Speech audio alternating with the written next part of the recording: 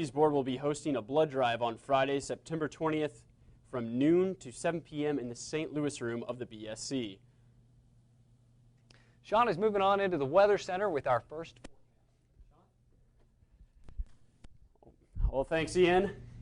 It was a rather, not really dreary, but another cool fall-like day to begin our week. We saw a little bit of rain showers over the weekend here in the city, not as much as we saw in the areas off to the south and west, so we still stayed dry for the majority of the week with temperatures very nice in the 70s. Currently right now in St. Louis, we are sitting comfortably at 69 degrees with a light breeze out of the north, so maybe it'd be great for a little light jacket tonight if you're taking a stroll around campus. Looking at today's totals, we topped out at 73 here at SLU, 75 out at Lambert, officially still below normal for this time of year as we're making our transition into fall that begins on Saturday. But we're looking to rebound actually a little bit in terms of temperatures heading into the middle part of the week. I'll touch on that later in my forecast. But tonight we'll drop down to 60 degrees under mostly cloudy skies. So it'll be a little chilly, but not as chilly as we saw this weekend with temperatures dropping down in the lower 50s. I'll have much more on what to expect this coming weekend just in time for the start of fall in just a few minutes. Back to you, Ian. Thanks, Sean. The St. Louis Symphony will begin its 134th season with a free concert tomorrow night on Art Hill at Forest Park. The Symphony's new resident conductor, Stephen Harvey, leads the orchestra in an evening of classical favorites and highlights from the 2013-2014 season. The evening will be capped off with fireworks at the bottom of Art Hill. The concert begins at 7 p.m. The Great Forest Park Balloon Glow and Race is this weekend in Forest Park. Festivities begin with the Balloon Glow on Friday the 20th, and race day activities include a children's entertainment area and a photo contest prior to the launch of the Hare and Hound balloons on Saturday the 21st. Dancing with the Street returns once again to Grand Center on Saturday, September 21st. The festival runs from 1 p.m. to 8 p.m. on Grand between Lindell and Del Mar. This festival serves as the official kickoff to the fall art season in the Grand Center District and features nearly 1,000 dancers from more than 60 local and regional dance companies, featuring a variety of dances including tap, flamenco, hip-hop, Bulgarian, folk, Polynesian, and salsa. Also featured will be Project Bandaloop under the artistic direction of Amelia Rudolph, creating a blend of dance, sport, ritual, and environmental awareness. Admission is free. On September 12th, Twitter sent out a tweet that read, quote, "We've confidentially submitted an S-1 to the SEC for a planned IPO. This tweet does not constitute an offer of any securities for sale," end quote. There are estimates that when approved, the market value of Twitter's initial public offering or IPO will be between $9 and $14 billion. An anonymous man has been spotted throughout Northampton, UK, posing as a clown. Witnesses have taken to social media to alert others about the man as the community works to discover his identity. The situation has become viral and prompted the Twitter hashtag #NorthamptonClown, while residents try to figure out the reason for the clown's appearance, which has left some confused and others a bit scared. AMC has announced a companion series for its critically acclaimed show, The Walking Dead. Robert Kirkman, Gail Ann Hurd, and David Alpert will return to produce the show, which is set to release in 2015. The show will be set in the same post-apocalyptic world, but will feature all new characters. Charlie Collier, AMC's president and general manager, stated, "It's a big world and we can't wait to give fans another unforgettable view of the zombie apocalypse." Don't go away. We'll be back right after this commercial.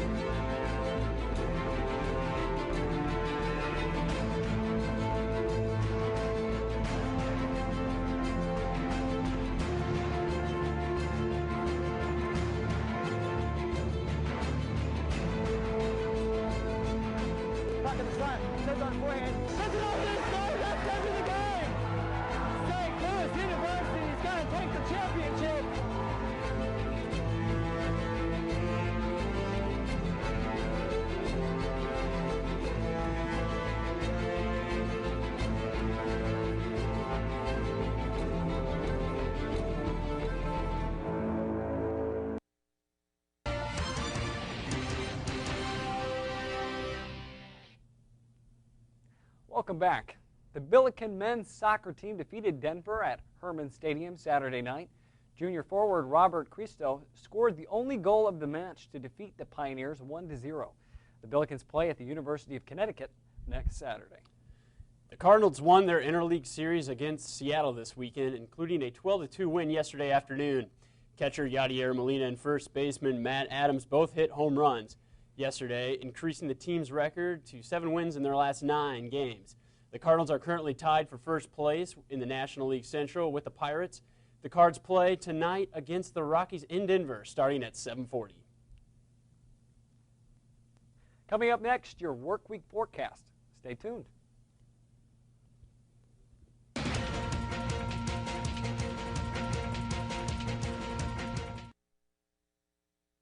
We are all. We are all. We are all. We are all. We are all. We are all. We are all. We are all. We are all Billikens. Billikens.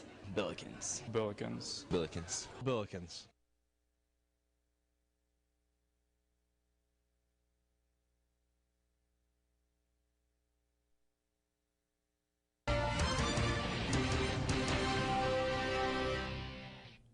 And welcome back. Chief Meteorologist Sean Everson is here with us now for your extended forecast. Sean? Well, if you were sick of the heat last week, it was perfect this past weekend with temperatures dropping down into the 70s. And we saw most of the same today. And heading into tomorrow, we'll see much of the same with temperatures staying in the mid to upper 70s. But with it, we'll bring a chance of some showers tomorrow and into Wednesday as our next weather system moves towards us, bringing us the chance of showers tomorrow and Wednesday. But we'll also see a warm-up again heading into Wednesday as a warm front will move through, kicking those temperatures back up to around 90, but we're not going to get back up to those upper 90s we saw the last couple of weeks. But then heading towards the end of the weekend, our best chance of rain arrives on Thursday night into Friday, where we'll see our greatest chance of thunderstorms. And it's a perfect time as we'll see a cool down just in time for the start of fall on Saturday. So our storm track for tomorrow and Wednesday, we have a warm front that is off to our west, and with lots of moisture funneling into our region, we could see the chance of some scattered showers tomorrow and into Wednesday, about 30% probability. But as this system moves closer to us on Thursday and into Friday, we'll first see the effects of that warm front as the winds will shift to the south, kicking up those temperatures into the upper 80s on Wednesday and Thursday. But as the front moves through on Thursday night into Friday, this is when we'll see the most likely chance of thunderstorms moving into our area. And we desperately need it because this rain this weekend didn't really do much for ending the drought here in St. Louis. So hopefully this will be the rainfall that we really need, getting 1+ inch with lots of rain to basically get us out of that drought that we've seen this last month. So tonight we're going to drop down back to around 60 in St. Louis, 58 in Waterloo, 58 in Chesterfield, 56 in Alton for the low tonight. But tomorrow, clouds will stick around. We'll only top out at 77 degrees with a chance of showers in the morning and afternoon. So make sure you have your umbrella with you tomorrow and on Wednesday and on Thursday, because Wednesday we'll have a slight chance again as that warm front moves through, kicking up temperatures to 88 degrees, so another warm one on Wednesday. But looking ahead to the weekend and thereafter, 88 on Wednesday, 90 on Thursday with another chance of showers and thunderstorms. The cold front will move through on Thursday night into Friday, kicking up the probability of thunderstorm action as we'll see temperatures climb back down, or not climb, but fall back down near 80 degrees heading into the weekend and the start of fall. So it's looking like a wet one this week until we get to the weekend just in time for the start of fall, where we'll cool down and dry out for the weekend. So it'll be, going to and from class, it may be a little damp. So make sure you have that umbrella handy with you every day this week. But it'll be great for the weekend just to get outside. Sounds like typical Missouri weather to me. Fall's just trying to fight its way in. Yeah, so it'll be a great weekend for the Forest Park balloon race and so be sure to check it out. Thanks, Sean. Next, we're going to hear a little bit more about our new segment, SLU Talk, with our very own Laura Berry. Stay tuned.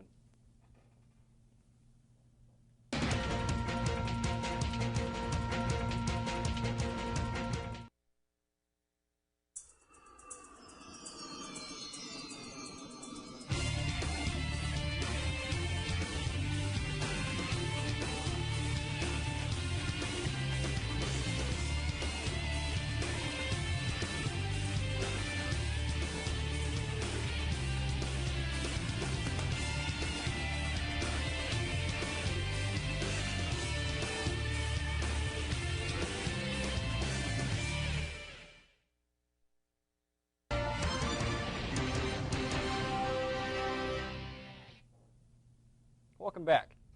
13 people were killed this morning in an attack by a former Navy man in a building at the Washington Navy Yard, the deadliest shooting in a U.S. military base since 2009. The FBI identified the gunman as 34-year-old Aaron Alexis. Alexis died in a shootout with police. President Barack Obama stated, quote, in response to the attack that we would make sure whoever carried out this cowardly act is held responsible, end quote. Last night, Neela Devaluri, Miss New York, was crowned winner of the 2014 Miss America pageant. She was the first Miss America pageant winner of Indian descent. After she was crowned as Miss America, Twitter immediately exploded with hateful tweets. Twitter users were calling her a terrorist and an un-American because of her ancestry. The new Miss America winner didn't let the racial remarks get her down and is excited to start her reign this year. This Tuesday, September 17th, is the 226th anniversary of the signing of the U.S. Constitution. On this day, we celebrate this historic document and reflect on what it means to be an American citizen. SLU-TV member Laura Berry went out on SLU's campus to find out exactly what being an American citizen means to our very own student body.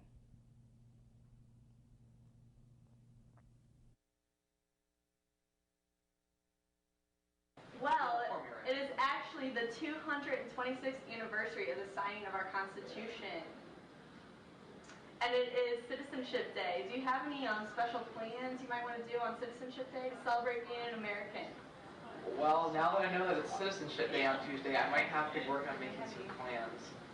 Do you have any special plans for Tuesday? No, but I think I might have like a special get-together or a barbecue or something like that. Cool. And it's actually the 226th anniversary of the signing of our Constitution. No way. Yeah. Do you have anything special you might want to do on that day? I don't actually. Any thing that makes you want to celebrate being an American? Probably maybe face painting or hold up an American flag in my house. Cool. Do you have anything special you might want to do to celebrate being a citizen? Put me on the spot, huh? I guess not that I can think of right now, no. Is there anything in particular that makes you proud to be an American? Yeah, I mean, I guess all the freedom and rights that we have, it's pretty cool. Okay, thank you. It's actually the 226th anniversary of the signing of the U.S. Constitution. Woo! Is there anything in particular on this day you want to do to celebrate? I want to, I don't know. I really don't. That was horrible. Is there anything that makes you proud to be an American? The arch. Is there anything that makes you proud to be an American? Just the portion sizes we have here. I think compared to the rest of the world, we go pretty big. I really enjoy the people here. I enjoy the American people. Yeah, I like Americans. I loved the guy in the white jersey that said, what did he say? The guy in the white jersey. Oh no, his enthusiasm. The guy in the white jersey, the woo. That I'm glad he's so patriotic. I mean, I just wanted to woo with him. But something we can woo about this weekend is the weather. And the weather looks like it's going to be a little rainy towards the beginning, but we can get into that weekend. Yep, a little rainy tomorrow and Wednesday, but then warmer air comes out, taking up those temperatures back up to the upper 80s before we see our best chance of rain and thunderstorms on Thursday night into Friday morning. So be sure to keep that umbrella handy all week long, and then enjoy the great weather we'll see this weekend with dry conditions and temperatures dropping back down to around 80 degrees. So that's our show for tonight. Thank you for watching.